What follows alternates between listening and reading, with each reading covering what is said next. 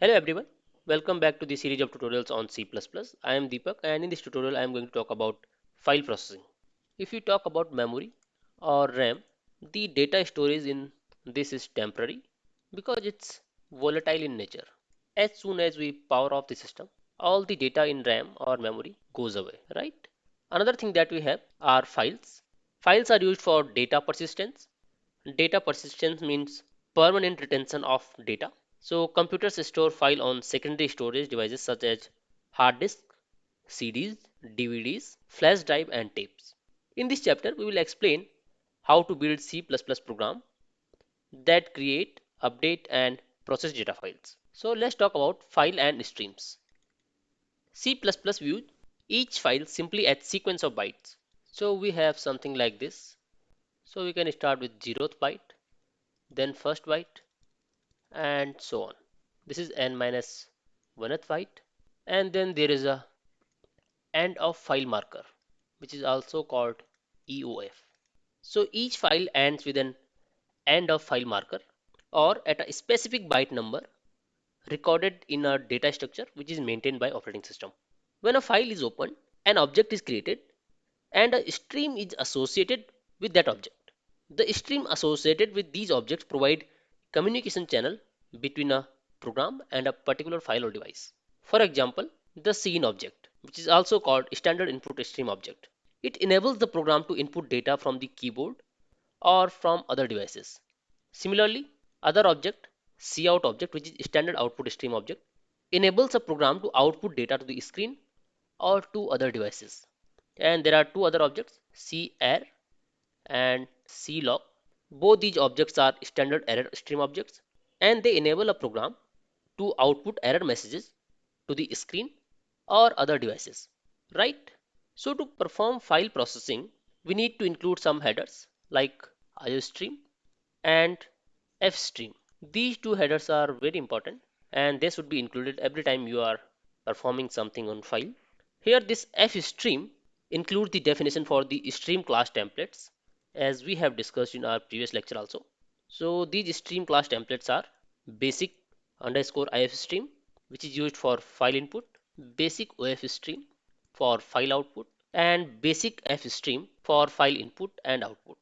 So basically these things are class templates and each class template has a predefined template specialization that enables care input output. In addition, the fstream library provides typedef aliases for these template specializations. For example, when you write something like this, typedef ifstream, it basically represents this basic ifstream that enables care input from a file. Similarly, typedef ofstream represents a specialization of basic ofstream, which is this, right? And similarly, the third one, type def fstream represents a specialization of basic fstream, which is this, right? And it enables care input from the file and output to the file. So basically, you can use these instead of all these, right? So this will provide a shorter and convenient form. So now let's move ahead and talk about opening and creating files. So files are opened by creating objects of these stream template specializations. We have two type of files. One is sequential access file and another is a random access file. But before discussing about these files, let us discuss some of the basics which are necessary for working with files. Alright. So if you want to output something on the screen, you write a statement which is like this. So you have this thing which is an object of ostream, right? And then you have this operator and then there is a variable. And this data is going to the display, right? So here cout is an object of ostream class and this outputs the data to the screen. But in this case, when you want to write the data to a file, we need to use another object of another class which is ofstream, right? So you can look at this and you can see that this if stream is something like istream, right? But this istream stores the data to the memory and object of this is cin, which we use to take input and store that data in a variable. Then comparison of OF stream can be drawn to the O stream and we are already using object of this which is cout, but now we have to create object of this OF stream, right? Similarly, when we include IO stream in our code, we basically want to use these two things, right? So for using these two things, we have to include fstream. So here you can draw the comparison between these two things. And if you want to do input, you have to create an object of this. If you want to output to the file, you have to create object of this, right? So all these things are similar, right? Now let's move ahead and talk more about this. So when we want to write the data to the file, we need to use OStream class and object of this class, and that can be done like this. We have to use OFStream object of this class, which I am writing file out, which is similar to cout, and then you can pass file name and mode inside this. Here file name is the file where we need to write the data, but there is an alternative way of writing this. You can write OFStream file out. So you can write it like method A and this is method B. Here in this case, an OStream object can be created without opening a file. Here we are opening a file, but in this case, we are creating an object of OStream without opening a specific file, and file can be attached to the object later. So this basically creates an OStream object which is named file out. Now after this, you can use open member function of this class and attach it to the existing OStream object, which can be done using this statement. You have to write file out, which is this object, then use open method, then again same that you have done here, file name and then mode, right? And similarly, we can read the data from the file using an object of ifstream, which you can write in a similar way. Ifstream file input, which is an object, then provide file name here and again the mode.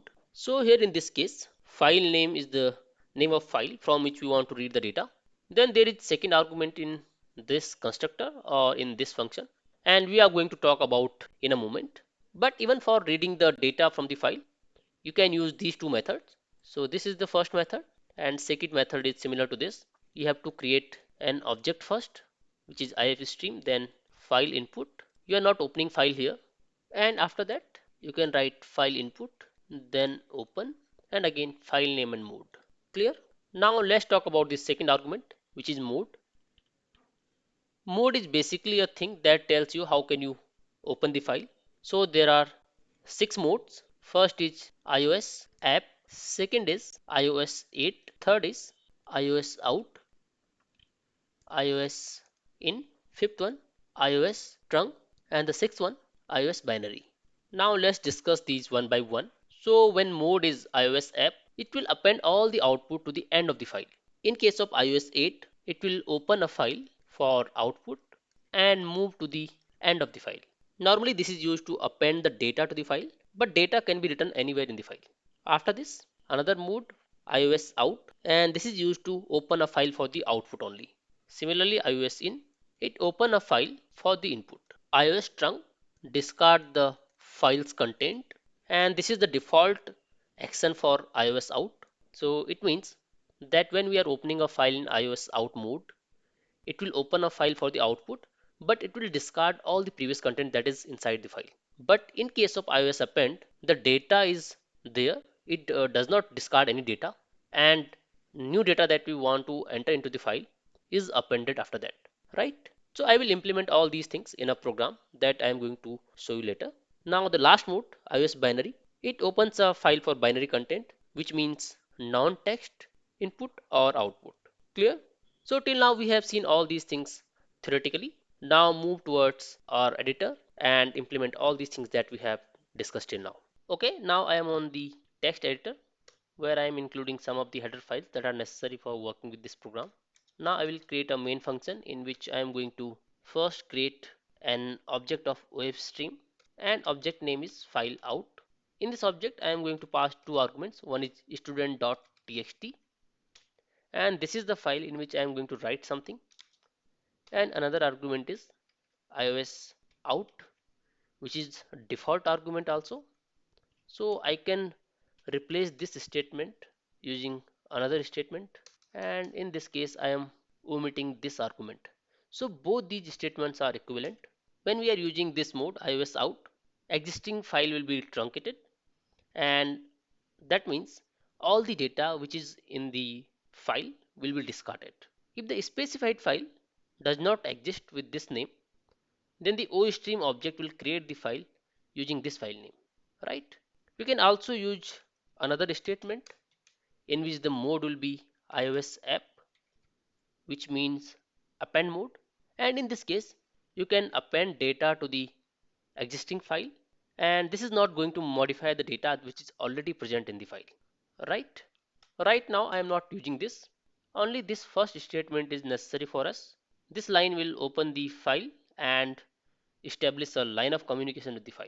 Right. So let's move ahead.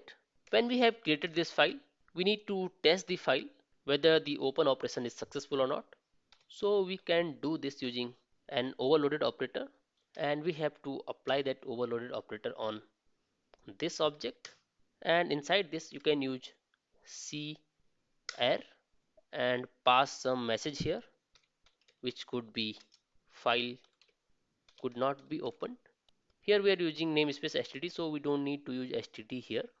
And if you don't want to use this /n, you can use endl, although there is some minor difference as we discussed in previous lecture, but these are almost similar for us.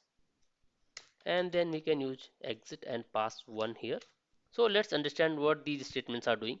After creating an object file out of OF stream here in this line, and where we are attempting to open a file, so this is going to tell us whether this operation has been successful or not. Clear?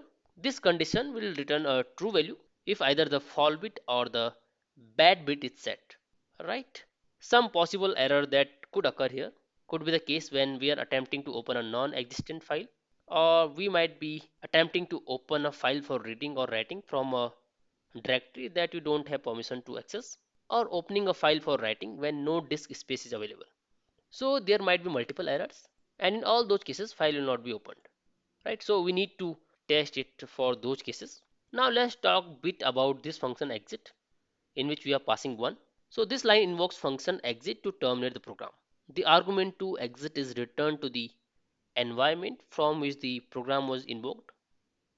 Argument 0 indicate the program terminated normally. Any other value if we are passing here will indicate that program has terminated due to an error. The calling environment, which is most likely the operating system, will use this value returned by the exit to respond appropriately to the error. Right? So this argument that we are passing here is important. Clear? Now let's move ahead and do few more things. So one thing that I am doing here, I want user to enter some details, and for that I am passing a message to the user. I want user to enter enrollment number, his name, phone number and age. And as soon as user enter these details, I will also pass a message to the user in which I am going to ask him to enter the end of the file to end the input. This is also called EOF, as we discussed in previous part of this tutorial. So whenever user want to end the input, he is going to enter a end of file. Now let's declare these variables that we want user to enter. So first is enrollment number, another is name of user, third is phone number, and all these are string values. Final value that we want from user is his age. So we have these 4 variables. You can also create these variables here in the top. Now after this you can create a loop, and inside this you can take the input from user. So I can use cin for that. Enrollment number, name, phone and age. So this is prompting the user to enter the various field for each record or the end of the file indicator when data entry is complete. So you might be asking, how can we enter end of the file? So end of the file that you have to enter in Unix or Linux or Mac is Control D, and if you are working on Windows, it's going to be Control Z. So when you start working on these kind of programs, you will immediately understand what exactly it means. But you have to remember these two things, Control D and Control Z. Right? Now after this, we have file out object, and you can understand this thing. Like if you want to output something, you generally use cout and then pass a message or whatever you want to do, right? But in this case I am going to write all these things to the file. So I will write file out, and then the data that we have got from here: enrollment number, name, phone, and age, and then a new line after that, right?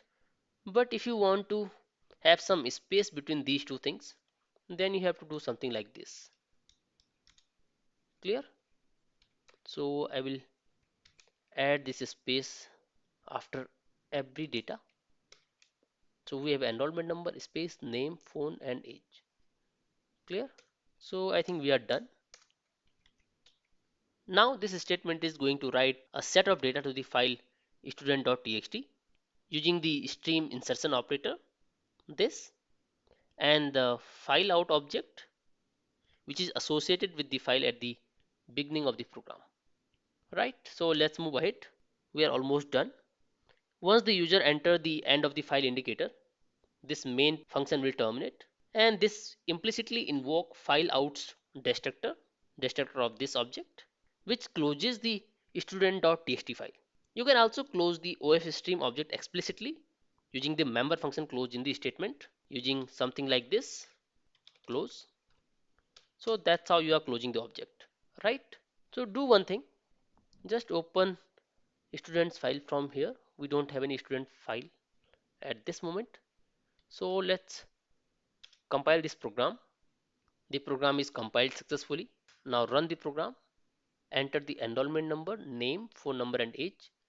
So what I will do, I will create an enrollment number of maybe 8 digit or maybe 9 digits, name, then phone number, which is 10 digit, and then age maybe 20. Do one more, 9 digit again, another phone number which is of 10 digit again, age 21, then one more enrollment number and age 19.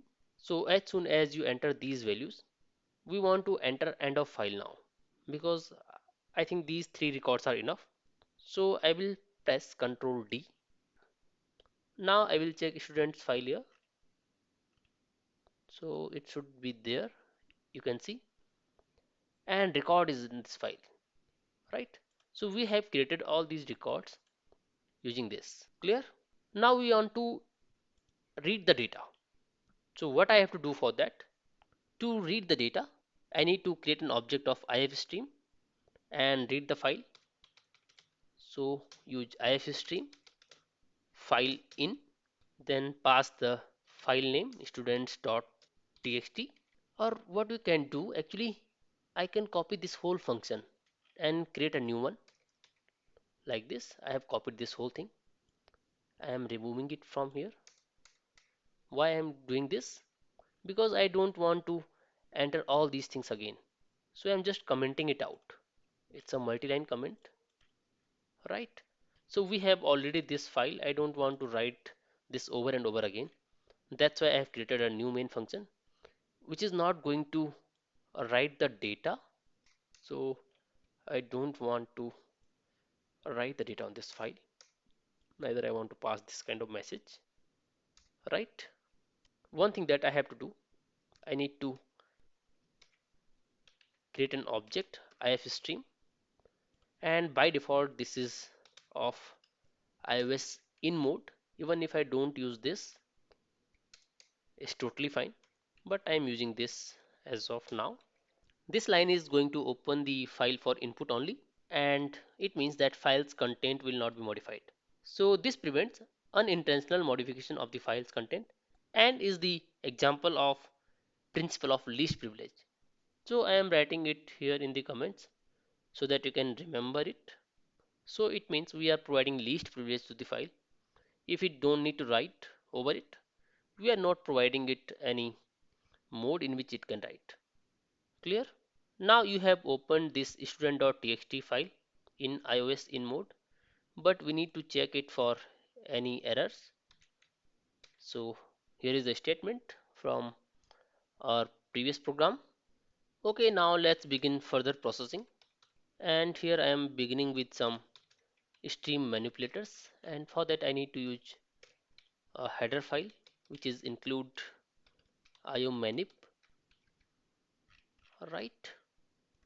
So I want the text on the left side, and I want to set the width for the enrollment number. Maybe 15 is fine, or maybe I can do less or more depending on the situation. Then I want to pass the message enrollment number, which will show the header of the table in which this content will be printed. After that, set w. This is for name. If your name is smaller, then you can use this width 10, otherwise more than that. Further, set w 12 for the phone number, then pass message as phone number. Set w again for the age. I think 3 digits are fine, and then age, and after that a new line, right? Now what I have to do, we need to use a while loop which will read the records from this file student.txt, as we have 3 records here. So we want to use while loop, and from the file I want to read the data using this object, which is object of if string, similar to cin. Use enrollment number, second data is name, third one is phone number, and last one is age. Clear? So that's how it will read the data, and it will read the data until it reaches end of the file character. And as soon as it reads one record, we want to output that. So to output that, I can use this whole statement from here and copy it below.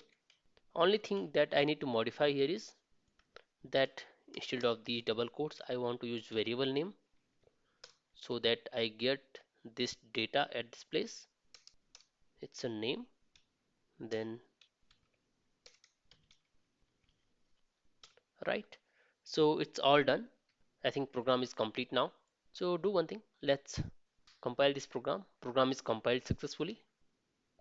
Now run it, and here you go. Now we have successfully written the data on file and read the file. Clear? So we can do one thing actually. We can create two functions for writing the data to the file and reading the data from the file. Right? Void write data, and another function void read data. So I'm copying all these things from here, pasting it inside this. Similarly, copying everything from here and pasting it here.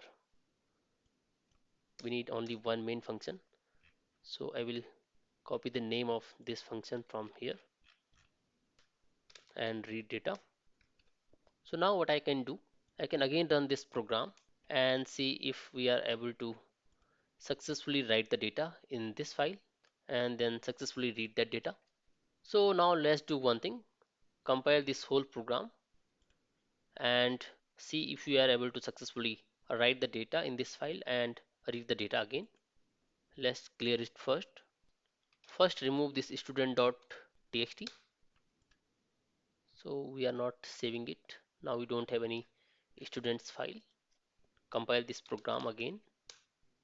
Program is compiled. Now run it. I want to enter some data, then name, phone number, then age, maybe 25, another enrollment number, phone number, age 23, and control D now, so that we have only 2 records here. And now it has read the data and it's the output, right? So this was all about reading the data from the file and writing the data to the file, right? Now let's move to the theoretical portion and discuss few more things.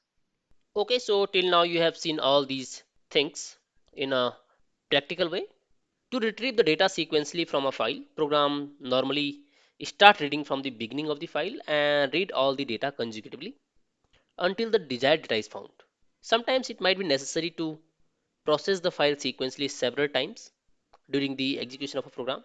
So for that, some member functions are given in ifstream and ofstream, which provide repositioning the file pointer, which means these functions can reposition the file pointer from one place to another place in a file and start reading or writing at that place, right?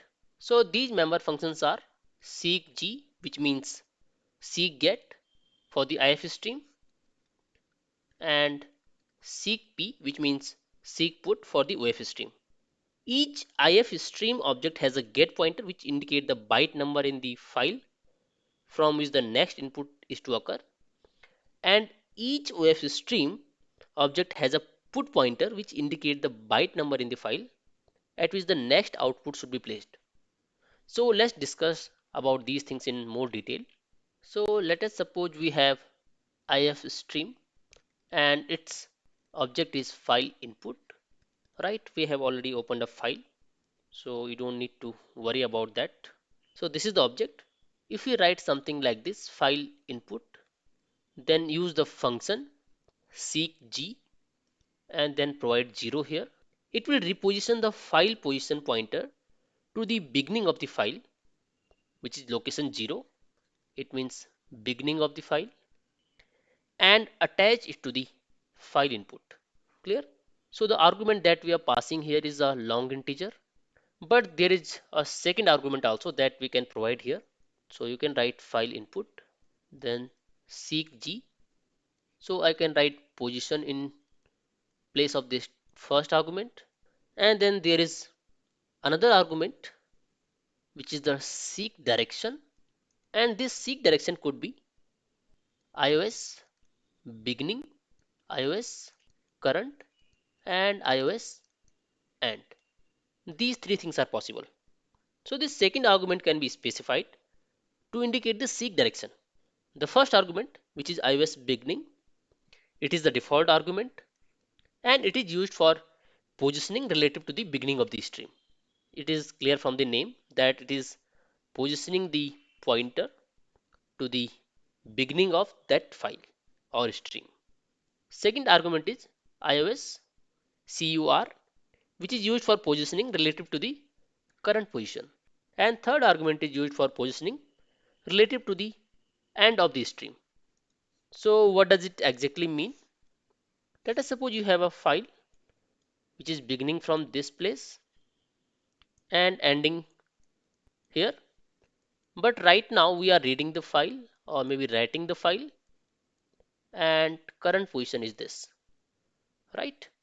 So if you want to use seek G or seek P, then by default we'll be using iOS beginning. So it means if you write something like this, file input, then 5 and iOS beginning, it will move the pointer 5 bytes ahead from this place. But if you use iOS CUR here, it is going to move the pointer 5 bytes from here. Clear? And if you make this position negative, then this file pointer or position will move in the left direction or towards beginning of the file. Similarly, you can use iOS and then this pointer will move towards this side or this side depending on this argument. Clear?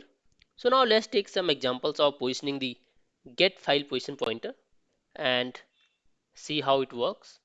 So the first example is we have a file object and we are using seek g function. So this file object is actually this file input in our case, but you can write file object. And if we write something like this is going to position to nth byte of the file object. And as you know, the default seek direction is iOS beginning. So it will start from the beginning and then move towards this side, right?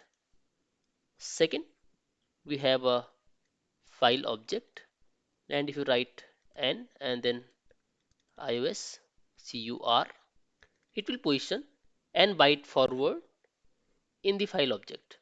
Clear? Similarly, file object and iOS and it will position n bytes from the end of the file object. There is final example. We have a file object and we have 0 and iOS and, which means it is going to position at the end of the file object.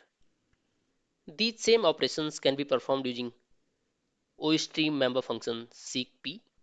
So basically we have two member function. One is of if stream and another is wave stream. Clear? We have two other member functions also. One is tellg and another is tellp. And these member functions are provided to return the current location of the get and put pointers. So how can you use these pointers? You have to use a variable location, then file object and tellg. So this is going to return the current location of the get pointer, and if you write file object dot tellp, it will return the current position of the put pointer. Clear? So let's move to the editor and see all these things by implementing, and then it will be easier for you to understand all these things. Okay, we are now back again on the editor. So let's create a file with the name seekg.cpp, and here is the file. So include iostream and also include the fstream, that is important for this program. Now create a main function, and inside this main function create an object of this fstream class and just take the name student.txt, or you can create file with any other name, and here you can combine multiple modes. I am using mode in and mode out so that we can input the file and also output the file. We can also use this trunc mode so that we can truncate this file, right? And after this, just add some characters to this file. I want to add some text to this file, and after that move the pointer to some bytes ahead and then back and somewhere in between, right? So before doing that, let us first find out the get pointer. Let's pass some message with it, tell g pointer. Also get the position of this put pointer using tell p function, and in the beginning it should be 0. Let's compile this program. Program is compiled successfully, and here is the tell g and tell p pointer. So this is at the beginning of this file. The file is student.txt. We don't have any content here. Let's add some content to this file, and I am adding a simple hello world, right? So you can see this, it's similar to cout, but here we are using this file object to output this content to the file. Again, after this, as soon as you put some content in this file, the pointer will change, and you can see this by printing these pointers. Let's compile the program again and see the output. Here you go. So this was 0 before, now it's 11 because we have entered this text to this file. So if you count these characters, these are 5 characters, these are 5 and 1 space, so we have 11 characters. This means this pointer is now pointing to the end of this file, which is at this place, right? So you can see this cursor, right? So this is the position of these pointers. Now I want to use seek g functions, and for that let me use the file object and seek g function. I want to move 6 characters from the beginning of the file, so for that I have to use iOS beginning. So you can test this thing again, printing these two things. Let's compile it again and see the output. Now we are on the 6th byte because we have moved 6 byte from the beginning. Now do one thing, make a character array having size 10, and now use the read function of this file object and use this array to read the content of size 10, and then we are going to end this buffer, that is ninth position, with the terminating character, right? So this is going to read 9 characters, and last character will be a terminating character, and use this cout to output this array. I can write a message here, content, and as soon as we output this thing, we need to close this file. Now again compile this program and run it again, and here you can see we were having tlg pointer at 0 in the beginning, then we return this to the file, and this tlg pointer was pointing at 11th position. After that, tlg pointer is pointing at 6th byte because of this, right? And then we are getting the content word. And why it is that? Because when we were seeking G at 6th byte, we were actually at this place, right? So we got the content word. Clear? Okay, so you have seen this program and its output. And in this similar way, you can use other function like seekp. So far we have seen how to create sequential files and search them to locate information.